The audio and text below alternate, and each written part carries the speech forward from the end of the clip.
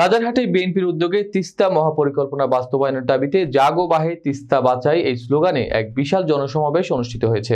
গেল শনিবার বিকেলে 4 ঘটিকার সময় তিস্তা নদী রক্ষা আন্দোলন কুড়িগ্রাম জেলার আয়োজনে সরকারি মীর ইসমাইল হোসেন ডিগ্রি কলেজ মাঠে এই সমাবেশ অনুষ্ঠিত হয়।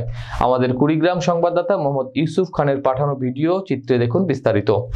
কুড়িগ্রাম জেলা বিএনপির আহ্বায়ক মোস্তাফিজুর রহমান মোস্তফা এর সভাপতিত্বে বক্তব্য রাখেন তিস্তা নদী রক্ষা আন্দোলনের প্রধান সমন্বয়ক ও বিএনপি জাতীয় নির্বাহী কমিটির রংপুর বিভাগের সাংগঠনিক সম্পাদক ও সাবেক এমপি অধ্যক্ষ আসাদুল হাবিব দুলু, কুড়িগ্রাম জেলার সমন্বয়ক ও জেলা বিএনপির আহ্বায়ক মোস্তাফিজুর রহমান মোস্তফা, সদস্য সচিব সোহেল হোসাইন কায়কোবাদ, যুগ্ম আহ্বায়ক শফিকুল ইসলাম বেবু, যুগ্ম আহ্বায়ক হাসিবুর রহমান হাসিব। এ সময় আরো বক্তব্য রাখেন রাজারহাট উপজেলা বিএনপির সাবেক সভাপতি আনিসুর রহমান, সদস্য সাবেক সাধারণ সম্পাদক সাইদুল ইসলাম, উপজেলা যুবদলের আহ্বায়ক আব্দুল কুদ্দুস, উপজেলা স্বেচ্ছাসেবক দলের আহ্বায়ক আনিসুর রহমান লিটন, রাজারহাট উপজেলা মহিলা দলের সভাপতি হাওয়া খাতুন ও রাজারহাট উপজেলার বৈষম্য বিরোধী ছাত্র আন্দোলনের সমন্বয়ক আল মিজান।